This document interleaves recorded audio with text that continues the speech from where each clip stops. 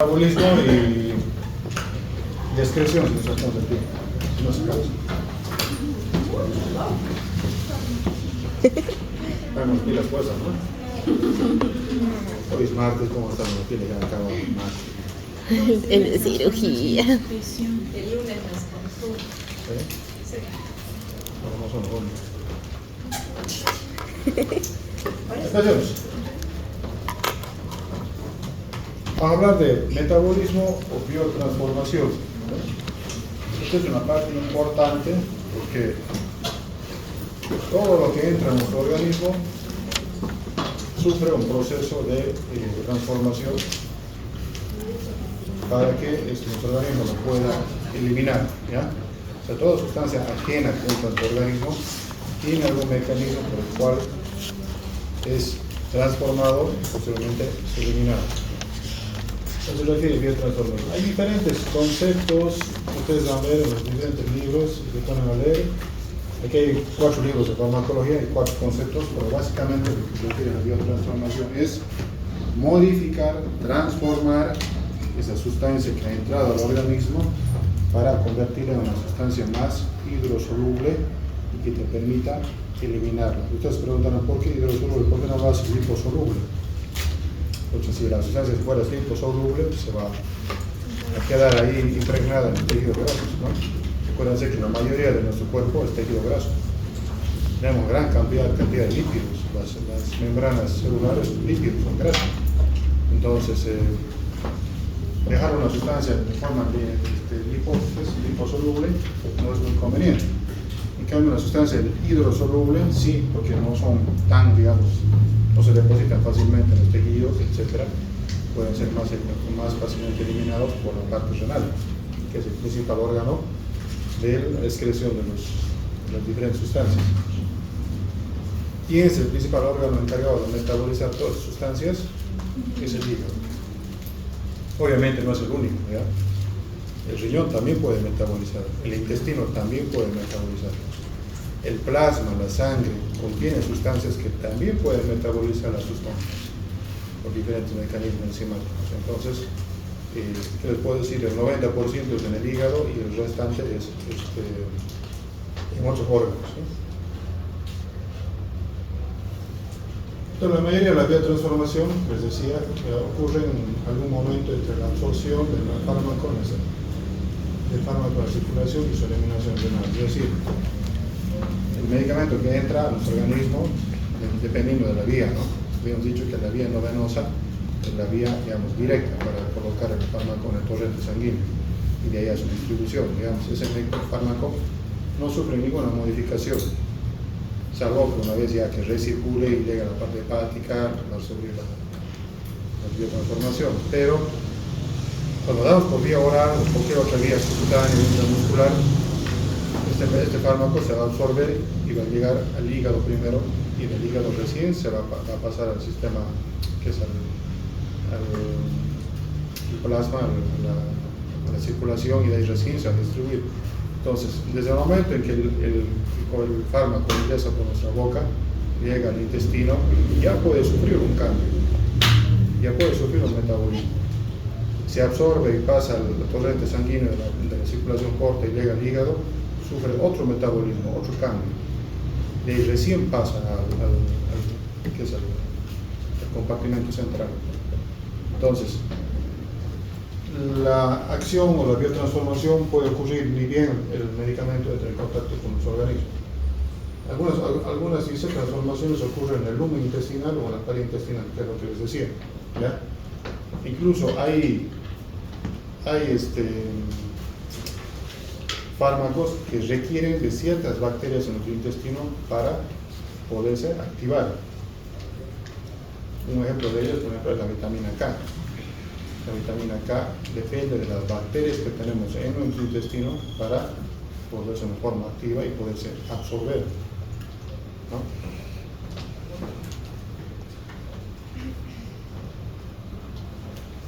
Ahora, la biotransformación obviamente va a generar 3 cosas.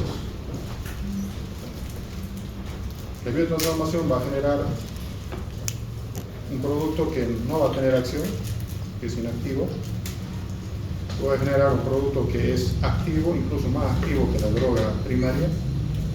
Y tercero, puede generar un metabolito que sea tóxico. Entonces, de la biotransformación pueden resultar tres cosas. Un metabolito inactivo, es decir, que no va a tener ninguna acción fisiológica en nuestro organismo, ni patológica. Puede haber un metabolito activo, es decir, que del fármaco original se metaboliza y resulta en un metabolito más activo todavía. O, bueno, este metabolito activo obviamente va a tener efectos fisiológicos en el organismo, ¿no? Dependiendo de la situación. Y lo otro es que un metabolito resulte ser tóxico. ¿Ya? Por ejemplo, un ejemplo es el paracetamol. ¿Ya? El paracetamol en el nivel hepático se metaboliza termina en un metabolito tóxico para el organismo. ¿Ya? Cuando el hígado pierde la capacidad de poder eliminar ese tóxico, el hígado empieza a sufrir una intoxicación, una hepatitis. Lo mismo pasa con otros fármacos, por ejemplo, la levodopa, que es un fármaco que ustedes toman, pero no ustedes, sino los pacientes que tienen Parkinson, toman la levodopa para poder disminuir los temblores. Esa levodopa sufre una transformación hepática y se convierte en dopamina. Y esa dopamina es la que ingresa al sistema nervioso central y, digamos, en cierta forma disminuye los efectos de Parkinson. Entonces, la levodopa es la droga que vos le administras. Se biotransforma en el organismo y el resultado de eso es un metabolito activo que se llama dopamina. Como les decía, fundamentalmente en el hígado, y dentro del hígado, ¿en qué parte concretamente? En el sistema microsomal hepático, es decir, en el retículo endoplasmático de la célula. Ahí es donde se genera la mayor cantidad de las transformaciones, ¿ya? Específicamente en el sistema citocromo P450, que es donde se metabolizan casi todas las drogas. Pueden producirse también la biotransformación en otros tejidos, como les adelantado, intestino, riñón, sangre, pulmón, glándulas suprarrenales, placenta, etc. Otros lugares donde también los fármacos pueden sufrir una alteración en su estructura. Hay un punto importante que se llama el fenómeno del primer paso. Eso se da cuando se administra por vía oral los fármacos, ¿ya? Y este fenómeno del primer paso, ¿a qué se refiere? Representa la acción combinada de las enzimas gastrointestinales y hepáticas, es decir, que el fármaco cuando llega a la parte intestinal ya sufre un primer metabolismo. Y de ahí pasa al hígado, también sufre otro metabolismo. Entonces se llama el fenómeno del primer paso, ¿ya? Es una combinación tanto de enzimas gastrointestinales como hepáticas que en primera instancia van a transformar el medicamento.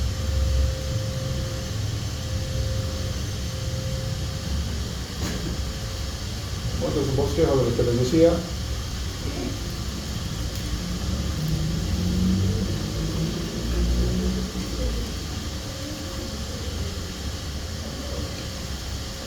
Para resumir, la biotransformación es transformar el fármaco, la sustancia, en un producto que el organismo puede eliminar. Ese producto, llamado metabolito, puede tener tres acciones. Una, ser inactivo, es decir, que no genere ningún efecto en el organismo. Puede ser activos, es decir, que genere algún efecto fisiológico o incluso algún efecto tóxico, dependiendo de la situación. Y otros que directamente son tóxicos, ¿ya? Los metabolitos.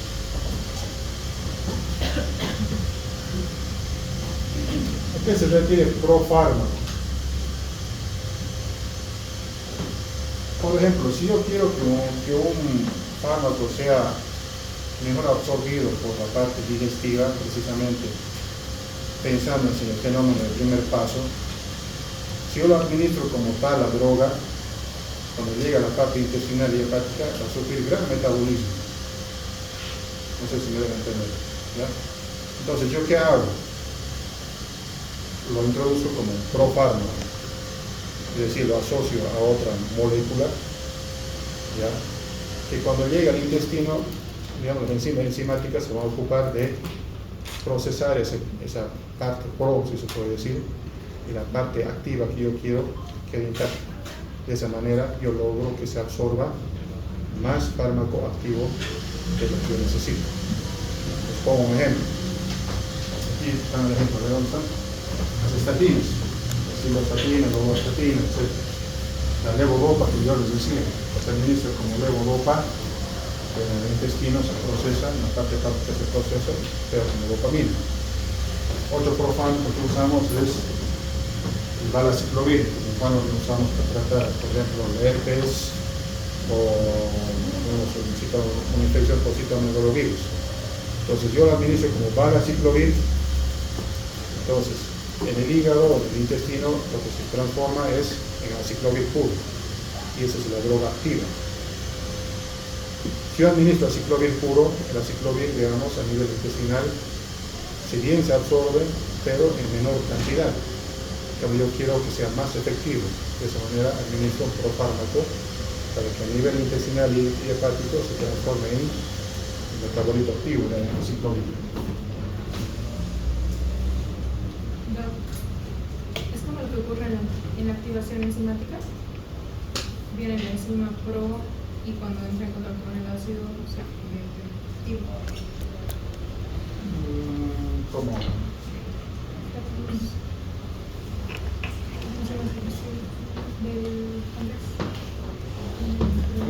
Vos administras el fármaco como profármaco, es decir, como si faltara un paso más para que tengas el fármaco en sí, lo llaman profármaco. Entonces vos, en vez de hacer ese paso, en vez de hacerlo, digamos, en la parte industrial, vos lo dejas que el organismo lo haga, de tal manera que vos puedas tener más fármaco activo, sobre todo por la vía digestiva, es el problema. La vía digestiva, como se nombra el primer paso, gran parte del fármaco inicial que vos administras es metabolizado. Entonces vos no quieres eso, yo quiero que quede más fármaco activo en el organismo. Entonces para ello yo administro estos fármacos como pro, es decir, que le falta un paso más para que tengas un fármaco activo. Esa es la idea, pro fármaco. Tanto de esta forma, vos administras aciclovir, evidentemente se absorbe por vía digestiva, pero si vos administras con valaciclovir, incluso mejor, por suerte.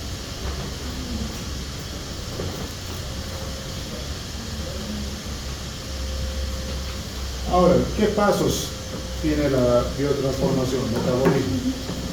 Hablamos de dos fases, ¿ya? La fase 1 y la fase 2. La fase 1, que son reacciones más que todo de oxidación, hidroxidación, desactivación, hidrólisis, desaminación. En otras palabras, en esta fase es quitarle algo a la molécula original, reducirla, eso se refiere, oxidarla, escalarla. Y es aquí donde entra el sistema citocromo 450, que decía, que es un complejo enzimático que se encuentra en el retículo endoplasmático de las células hepáticas. En realidad no solo las hepáticas, ¿no? En gran parte de las células de nuestro organismo, pero con mayor concentración está ahí en el hígado. Y estas enzimas son las que se encargan de generar esta primera fase, ¿no? Esta primera fase a través de estos pasos, no se olviden, esto es importante. Los fenómenos de metabolismo en la primera fase son oxidación, hidroxidación, desactivación, hidrólisis y desaminación. Oxidación se refiere a que expone la molécula a una molécula de oxígeno, y de esa manera se oxida la molécula, se transforma. Hidroxidación es cuando lo combinan con agua. Aquí es cuando sacan álcalis, hidrólisis del mismo. Desaminación es cuando quitan los aminoácidos. Un aminoácido, entonces cambia la molécula de estructura. Y la segunda fase,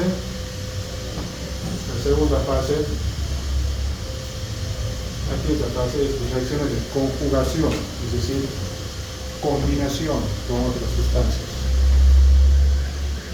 ¿Qué tipo de combinaciones hay? Glucuronización, sulfatazón, etilación, acetilación, glutatión. aminoácidos, etc. Aquí se quita algo y allá se combina con algo.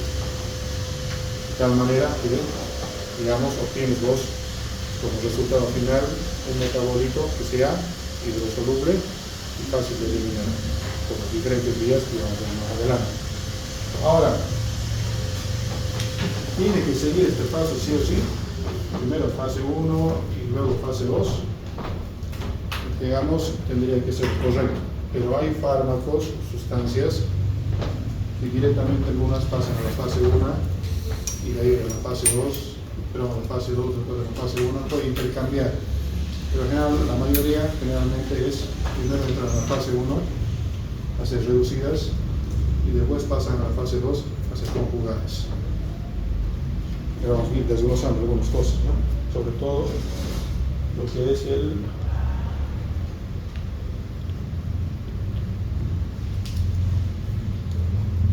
pequeño resumen. Fase 1. Convertir las sustancias que van a ser eliminadas en más polares y más hidrosolubles. Esa es la idea, ¿ya? Principales efectos que se hacen aquí en la fase 1: oxidación, reducción, hidrólisis. Principales. En la fase 2 es conjugar, es decir, esto de acá que está oxidado, reducido, hidrolizado, se viene acá y se hace conjugación. En esta fase se acoplan, ¿no?, otros sustratos que aumentan su tamaño, su peso, etc., y que permiten eliminar el fármaco. Hay algo importante acá, que en esta fase 2 se requiere energía, ¿no? Se requiere energía para ese proceso.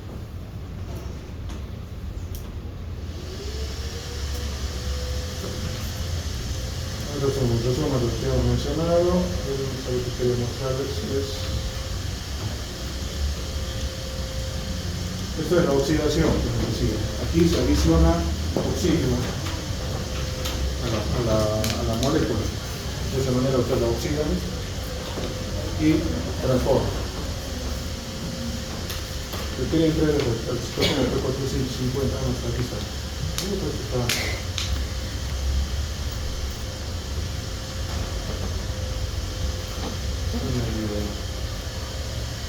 ¿Se puede leer ahí? No.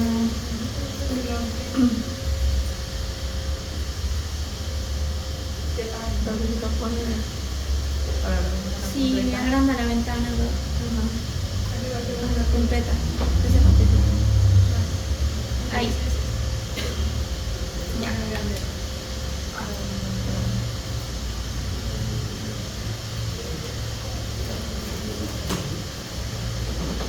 Entonces, si tomamos P450, como decía, es un complejo enzimático muy importante. Si tocamos P450 tenemos varias familias, subfamilias clasificadas. Así grupos específicos de citocromo P450 que se dedican a metabolizar exclusivamente ciertas sustancias, fármacos, tóxicos, etcétera, ¿no?, específicos. Entonces, eso es importante que vayan conociendo. La función principal es oxidación, reducción y metabolismo del 50% de los medicamentos en la parte clínica, ¿ya? Eso es oxígeno. Ahora, en la especie humana, como decía, se ha identificado entre 25 y 30 citocromas, P450, que se nombra con el prefijo CIP, seguido del número que designa la familia, un número que designa la familia, una letra que identifica la subfamilia, y un segundo número que indica la forma individual. De esa manera, digamos, ustedes van a ver en su libro de farmacología, cuando hablo con los diferentes fármacos, dice este fármaco se metaboliza en citocromo P450A, 1A26. Entonces, ese es el citocromo que se encarga precisamente de metabolizarse.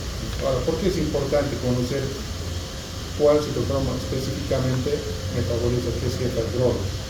Eso es importante cuando veamos un poco más adelante lo que son las interacciones y las inducciones enzimáticas. Inducciones e inhibiciones enzimáticas. Esto es, como decía, un conjunto de enzimas, un conglomerado de enzimas.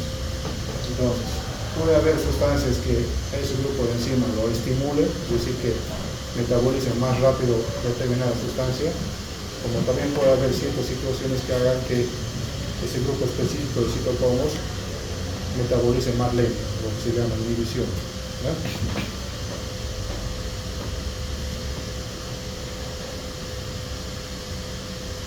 Eso es todo el proceso que realizan los citocromos. Nombres complejos de química, no nos vamos a matar estudiando cada uno porque no tiene sentido. Lo que ustedes conozcan que el citocromo poco produce es importante el metabolismo, no es suficiente. Todas son las reacciones químicas que se realizan, desalquilaciones, dioxidación alifática, etc. Ahora, esto es importante también, lo he notado aquí. Existen grandes diferencias en el nivel de expresión de cada citocromo entre los individuos, es decir, dentro de aquí de ustedes, en el grupo acá en que están ustedes, toda la actividad del citocromo que tienes vos, por ejemplo, es diferente a la que tiene ellos, no es el mismo. Puede que ellos el citocromo sea más lento, digamos, en el metabolismo, y ellos sea más rápido, para algunas cosas, para otras no. Entonces, cada persona es individual, por decirlo de eso, ¿no? Ahí viene la variabilidad. Esta es una gran variabilidad de individualidad en la expresión del citocromo.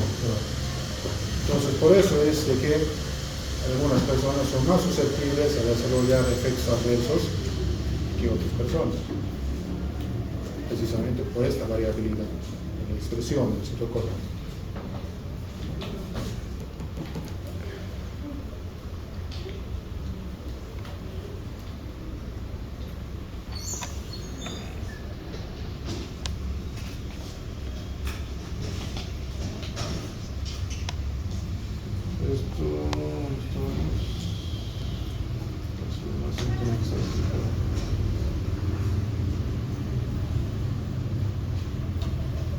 Reducción.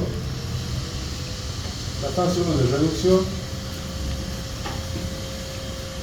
puede darse tanto en la parte hepática como en la parte intestinal, como decía, el fenómeno primer paso.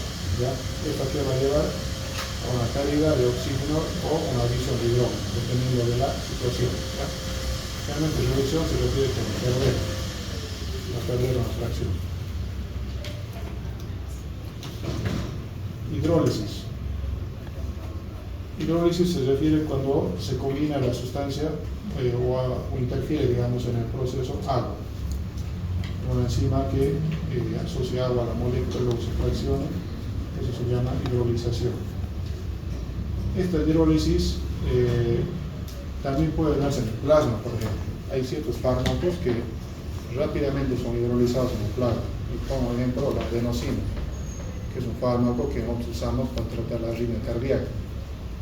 Pacientes que llegan con taquicardia supraventricular, están ahí pálidos, medios que con hipotensión, bueno, no tienen hipotensión, ¿no? Tienen que estar con una presión relativamente estable para poder usar la adenosina. Tiene la particularidad de la adenosina que si vos la administras en la venosa, creo que en 5 o 10 segundos ya está metabolizado. Entonces, para ello, lo que nosotros hacemos en emergencias es cargar la adenosina en tu jeringa, cargas una segunda jeringa, las conectas a una llave de 3 vías, inyecta la adenosina en bolo, inmediatamente tienes que meter por atrás un bolo de solución fisiológica unos 20 minutos, sin miedo, con fuerza. ¿Para qué? Para que la adenosina empiece a circular lo más rápido posible. ¿Ya? Y de esa manera llega a actuar en el corazón. Porque si vos la administras solamente la adenosina y la dejas ahí, la adenosina va a entrar lentamente y hasta que quiera llegar al corazón, no hay nada. No tienes el efecto que vos quieres. Entonces la adenosina es un buen ejemplo de cómo el fármaco se puede hidrolizar en el plasma directamente. No necesita llegar al hígado.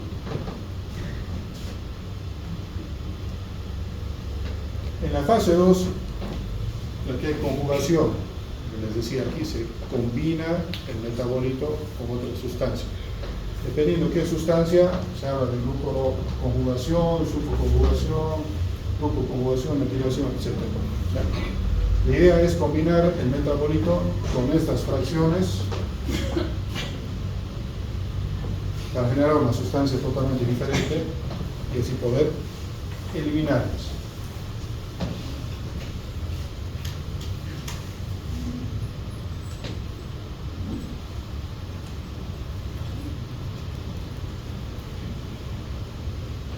Él explica uno por uno con qué sustancia se combina. El objetivo es el mismo, tornar a la molécula más hidrosoluble. Metilación, acetilación, etc. Esto vendría a ser más o menos como un pequeño esquema posterior de cómo es que se genera el metabolismo. Aquí en esta primera parte es la absorción, ¿no? El fármaco va a entrar a la fase 1. En la fase 1, el metabolismo, en el cual el fármaco va a ser reducido, hidrolizado, oxidado. Y en la fase 2, el metabolito es conjugado con alguna otra sustancia, dependiendo del proceso, y el punto final es de que una sustancia que era liposoluble termine siendo hidrosoluble.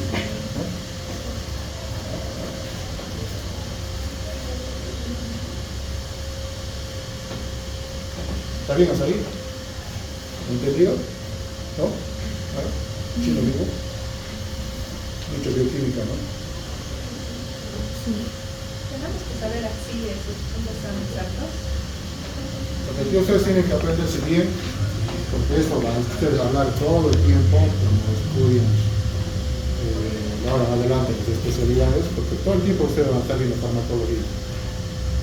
Cada vez que ustedes avancen en alguna especialidad en su formación, por ejemplo, si van a estudiar la parte de cardiología, se va a hablar de farmacología. Van a infectología, se habla de farmacología. Lo que tienen que entender, el fenómeno del primer paso es importante para poder entender el fenómeno del primer paso.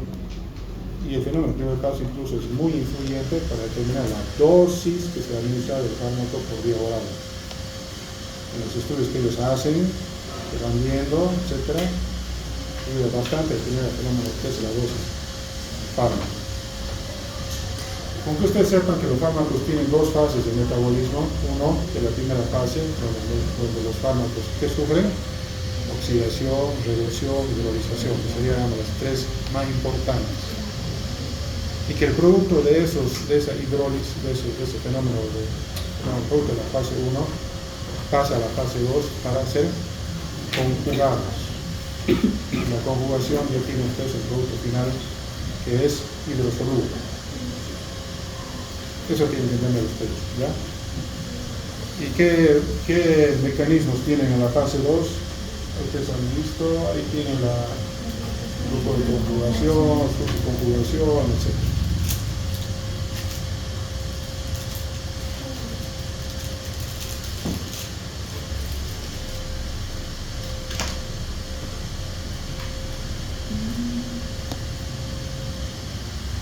Entonces, ¿cuál es el grupo enzimático más importante del metabolismo? ¿Cuál es el grupo enzimático más importante? Se repite varias veces. Termina con 450. Citocromo P450 es el grupo enzimático más importante del organismo. ¿Dónde se encuentra? En el hígado. También se encuentra en otras partes, en otros tejidos, en otros órganos, pero en menor proporción. El hígado es donde está la mayor cantidad. ¿Ya? El principal órgano que metaboliza, hígado. El principal órgano que elimina, riñón. ¿Puede otros órganos metabolizar y eliminar? Pueden. Pulmones pueden metabolizar, el riñón puede metabolizar, el plasma en la sangre también puede metabolizar porque tienen enzimas. El intestino también puede metabolizar, pero el órgano principal es el hígado, es el que sufre todo. Por eso es cuando una persona sufre de insuficiencia hepática, no hay tratamiento para ello. O sea, no tenemos una máquina que pueda sustituir la función del hígado. Imagínense, tiene como 800 formas de citocromo P450 para diferentes sustancias. ¿Cómo una máquina va a poder reemplazar eso? No se puede. A diferencia del riñón, que vos le combinas unos filtros ahí en la máquina de diálisis y logras eliminar la urea y la urea y otras sustancias que se eliminan por el riñón tranquilamente, pero el metabolismo que genera el hígado no se puede suplir. Una persona con insuficiencia hepática es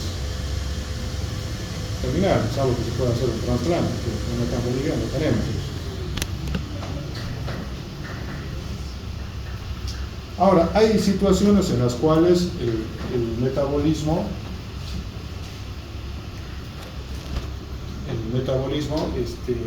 puede sufrir cambios. Y hablamos de alteraciones fisiológicas, no patológicas, sino fisiológicas. ¿En qué situaciones, por ejemplo, el metabolismo puede modificarse? La edad. La edad es un factor importante. Los niños, por ejemplo, los bien pequeños, los neonatos, los pacientes pediátricos, ellos tienen un sistema enzimático inmaduro. Por ende, ellos están más propensos a intoxicaciones. Digamos, es la razón principal por la cual todo fármaco en un niño se administra según su peso, kilo peso. Incluso, para ser más exactos, deberíamos administrar los fármacos según su superficie corporal. Entonces, esa sería la escala más adecuada para administrar un fármaco según la superficie corporal.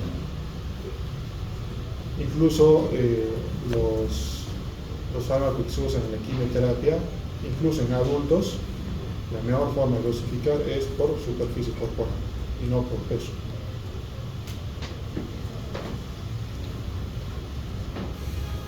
Neonatos. Y el otro extremo de la vida, los ancianos, las personas de tercera edad. Ellos también tienen un sistema enzimático ya, si se puede decir, cansado o debilitado. No es lo mismo. Aparte que los ancianos son personas que vienen con comorbilidades, es decir, no tienen una enfermedad, sino tienen varias. Entonces, eso hace que su sistema enzimático, su sistema metabólico sea diferente.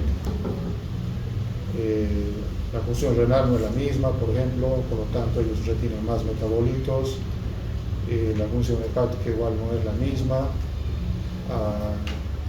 ¿Qué les puedo decir? Las personas de tercera edad usan 4, 5, 6 drogas, incluso más drogas usan todos los días, toman. También ustedes han visto sus abuelos, ¿no? Algunos tienen una bolsa de medicamentos.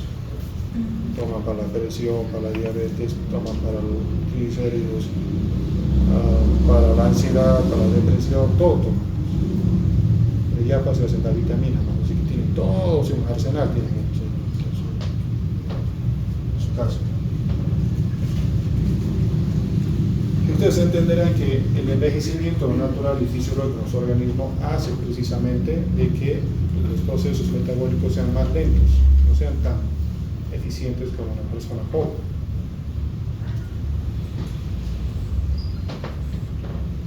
Hay un estudio que han hecho acá en el Hospital San Juan de Dios que se llamaba la insuficiencia renal.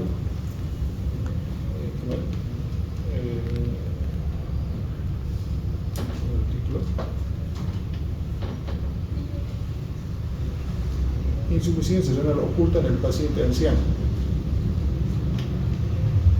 O sea, teóricamente vos le haces un examen de sangre y vos ves la creatinina dentro normal, pero dentro normal ¿para quién? Para los jóvenes.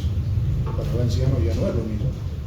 Y si vos te pones a sacar, usas una tablita que se llama, una fórmula que se llama, antes usaba el Rokov, ahora se usa el CKD-EPI, que con esa fórmula vos calculas, estimas el filtrado glomerular, es decir, cuánto filtras de riñón. Para una persona, digamos, para mí, digamos que yo tengo una creatinina de 1.1, para mí es normal, pero una creatinina de 1.1 para un anciano con esa fórmula ya arroja un grado de insuficiencia renal. Obviamente que ese grado de insuficiencia renal, digamos, a él no le afecta porque en cierta forma está adaptado a su organismo, pero digamos, si hay situaciones clínicas o patológicas que se asocian en él, esa función renal en el anciano se deteriora rápidamente, no tanto así como en el joven. El sexo y las hormonas también influyen de manera fisiológica. las mujeres metabolizan las sustancias de manera más lenta en relación al hombre. Y eso está dado precisamente por la parte hormonal. Es decir, los estrógenos hacen que las mujeres sean más, digamos, metabolizan más lento las cosas. Un ejemplo de ellos puede decir que las mujeres embriagan más rápido que los hombres, ¿no? No me equivoco, no estamos iguales, ¿no? Si nos ponemos a hacer una encuesta, con seguridad que las mujeres se embriagan más rápido que el hombre consumiendo la misma cantidad de alcohol. ¿Por qué? Porque la mujer tarda en procesar el alcohol, en cambio el hombre lo metaboliza más rápido. Precisamente es por su parte hormonal, los estrógenos. Factores genéticos y étnicos. Es lo que yo les decía. La parte genética es importante acá. La parte genética hace que se expresen toda esa familia de citocromos, P450. Y eso determina qué tan rápido se va a metabolizar una sustancia, qué tan lento se va a metabolizar. Y varía ¿cómo se puede decir? De raza en raza. Yo que les he dado un ejemplo de clorafenicol, un antibiótico que se usaba bastante hace un tiempo atrás, que en los Estados Unidos está totalmente prohibido porque en Estados Unidos el clorafenicol causa aplasia medular, el metabolito causa aplasia medular. En cambio acá a los latinos no se hace nada, cosquillas. Y eso por la variabilidad genética, ¿no? Eso. Bueno, factores patológicos, bueno, no entrarían acá porque son parte fisiológica, pero eso, factores patológicos vendría a ser también un factor que modifica el metabolismo porque las enfermedades van a disminuir las capacidades metabólicas del organismo. Si por ejemplo yo desarrollo insuficiencia hepática por el consumo de alcohol, lógicamente que voy a tener un hígado que no va a metabolizar las cosas de manera adecuada. Si yo desarrollo insuficiencia renal por diabetes o por hipertensión o qué sé yo, digamos, por una enfermedad autoinmune, lo mismo, ¿no? El organismo no va a poder metabolizar o eliminar las sustancias de manera adecuada. Entonces, todos los factores patológicos pueden modificar de cierta manera el metabolismo, ¿no? Pero también hay factores farmacológicos, y esto es importante que los adelantaba hace un momento, lo que se llaman los inductores enzimáticos y los inhibidores enzimáticos. Los inductores enzimáticos se refieren a fármacos que van a inducir a que ciertas enzimas del citocromo P450 actúan de manera más rápida, si se puede decir, con mayor intensidad. De tal manera que al inducir ese grupo de enzimas del citocromo, yo voy a hacer que ciertos fármacos se metabolicen más rápido del cuerpo. Eso se llama inducción enzimática. Pero al contrario, cuando yo genero una inhibición enzimática, se refiere a que ese fármaco va a hacer que ese grupo de enzimas, ese grupo X del citocromo P450, funcionen más lento. Ahora, ¿esto qué significa? Que si yo induzco enzimáticamente, acelero el metabolismo del fármaco, ¿qué voy a lograr? ¿Qué va a pasar? Que haya menos concentración del fármaco en el organismo. Por ende, no va a haber el efecto que vos deseas. Si yo inhibo el grupo de fármacos, inhibo el metabolismo, el accionar de ese grupo de enzimas, ¿qué va a pasar con el fármaco? El fármaco va a empezar a acumularse. Vas a tener efectos tóxicos, incluso a dosis terapéuticas, a dosis habituales. ¿Me dejo entender? ¿No? ¿Sí? Hable, no tengas miedo. ¿Sí? Les repito otra vez. Inductor enzimático se refiere a aquel que hace que un grupo de enzimas, si tú como P450, actúe más rápido, metabolice más rápido. Eso es ahí donde entran las interacciones farmacológicas. Por ejemplo, yo tomo un fármaco X y un fármaco Y. Resulta que el fármaco X acelera el metabolismo del fármaco Y. Entonces, al final, el fármaco Y no está teniendo la acción que yo quiero, porque lo elimina más rápido el organismo. Al revés, si yo estoy tomando fármaco X y fármaco Y, el fármaco X inhibe el metabolismo del fármaco Y, voy a tener que el fármaco Y va a empezar a tener niveles más altos en el organismo porque no se metaboliza, voy a tener efectos adversos a dosis terapéuticas, a dosis habituales. ¿Ya? Eso se refiere. ¿Entienden, no? Bueno, en el examen vamos a decir que no es lo mismo.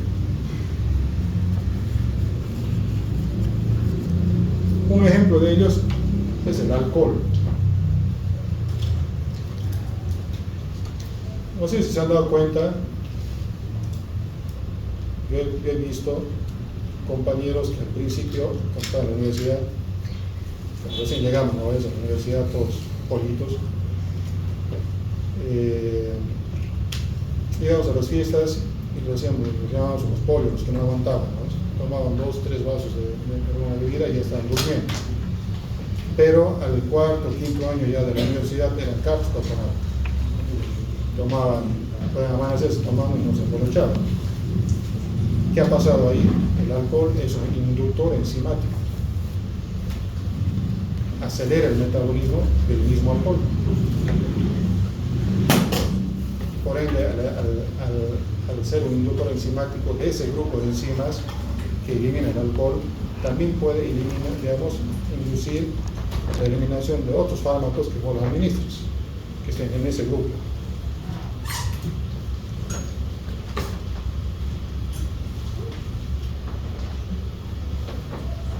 Y un ejemplo que les pongo es este fármaco, los macrólidos. Dentro del macrólido está la acitromicina. La acitromicina es un antibiótico. La acitromicina es un inhibidor enzimático del metabolismo de la warfarina. La warfarina es un fármaco que nosotros usamos para anticoagular la sangre. ¿Qué pasa? Si yo tomo acitromicina, estoy tomando warfarina precisamente para prevenir trombos, tengo un problema cardíaco, estoy tomando warfarina para prevenir la formación de trombos, resulta que me enfermo y me tomo aspirina, pero me recetan acitromicina, yo no aviso que estoy tomando warfarina, resulta que la acitromicina va a inhibir el metabolismo de la warfarina.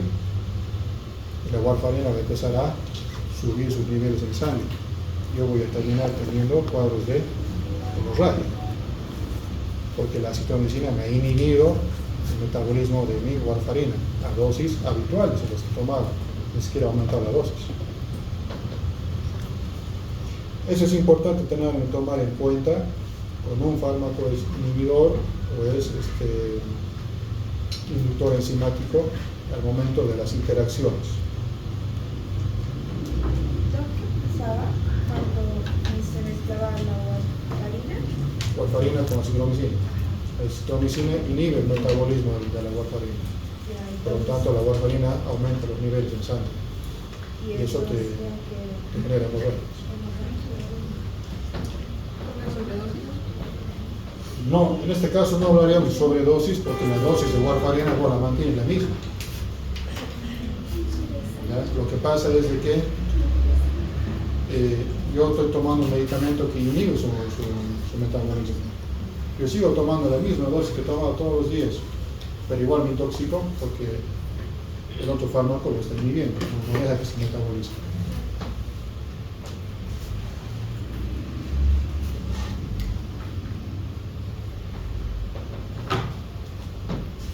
Aquí tiene ejemplos, ¿verdad?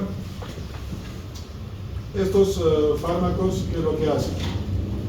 Estos fármacos lo que hacen es generar inducción enzimática de estos fármacos. Es decir, Si yo tomo fenobarbital, o tomo rifampicina, o fenitoína, o alcohol, o carbamazepina, estos medicamentos generan inhibición enzimática y por ende, si yo tomo estos fármacos, estos van a ser metabolizados rápidamente.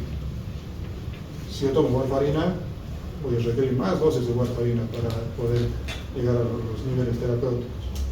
Anticonceptivos, corres el riesgo de quedar embarazada, porque estos medicamentos lo inhiben, o sea, aceleran su metabolismo. Corticoides, lo mismo. Ciclosporina, que son citostáticos. Este grupo de fármacos, por ejemplo, generan inhibición enzimática, es decir, bloquean el metabolismo. ¿A quiénes? A estos de acá. ¿Y qué va a pasar? Que estos fármacos en sangre van a aumentar su concentración, por ende los efectos tóxicos.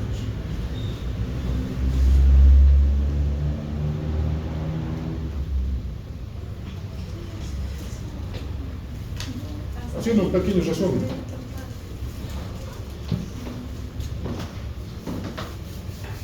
Factores que alteran el metabolismo: edad, sexo, hormonas, genética, la dieta, que me he olvidado que también es importante la dieta.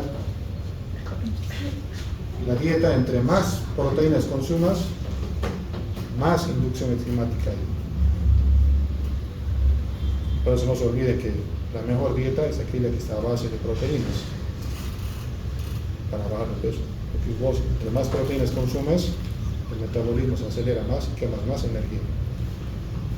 No es solamente ir a comer lechuguitas y barritos de zanahoria, eso no es una dieta.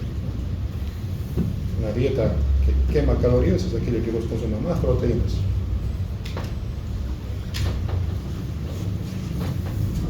Ahora, la edad, como les decía, los extremos de la vida. Los niños tienen inmadurez en su sistema metabólico, los ancianos tienen problemas de circulación, comorbilidades, enfermedades asociadas, etc. Polifarmacia. El sexo, es decir, que los estrógenos, la progesterona en las mujeres, hacen que el metabolismo sea más lento. Genética. Cada raza tiene su particularidad. Lo que a una raza no le hace daño, a la otra sí. El disciplina que les daba el clorofenicol, los gringos causan aplasia nodular, a nosotros los latinos no nos hace nada. La dieta que les mencionaba, ¿no?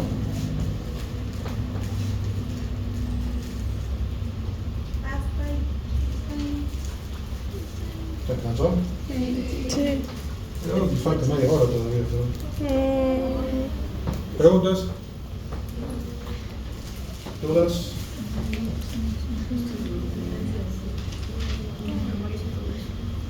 Gracias. O sea, la inducción es... Inducción es como que acelerar. un medicamento va a acelerar a otro. Mira, pongo así.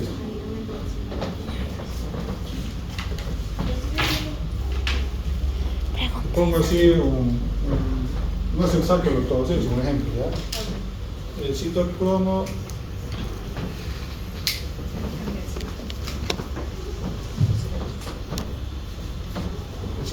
P 450 A1A23, por ejemplo. Ese grupo enzimático metaboliza la warfarina, por ejemplo. ¿Ya? Ahora, los macrólidos, como la acitromicina,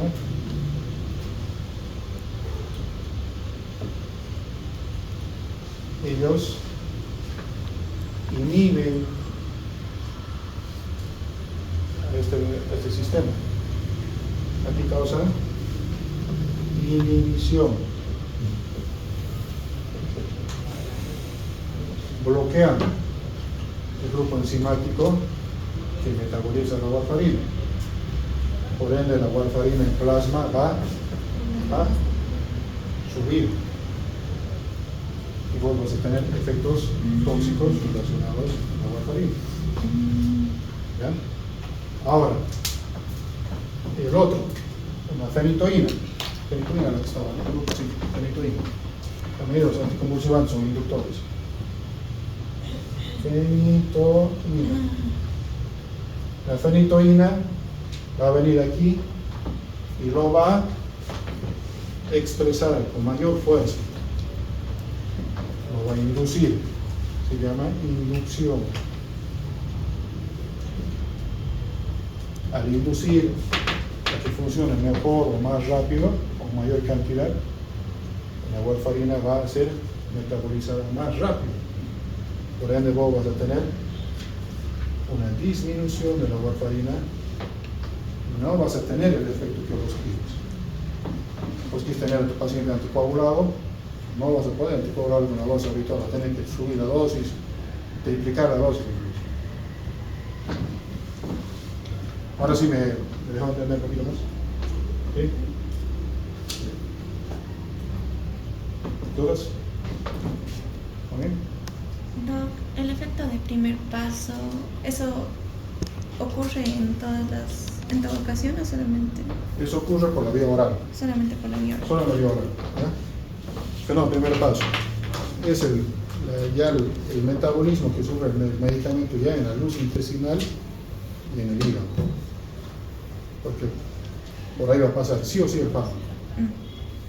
Llega al intestino, pasa la barrera intestinal, entra el torrente sanguíneo, sistema porta, hígado. Ese es el fenómeno primer paso. Sí o sí va a pasar. Ese fenómeno primer paso no pasa por vía endovenosa. No tiene ese fenómeno primer paso por vía endovenosa, es directo. Sublingual, ¿no? Tampoco sublingual. Tampoco sublingual.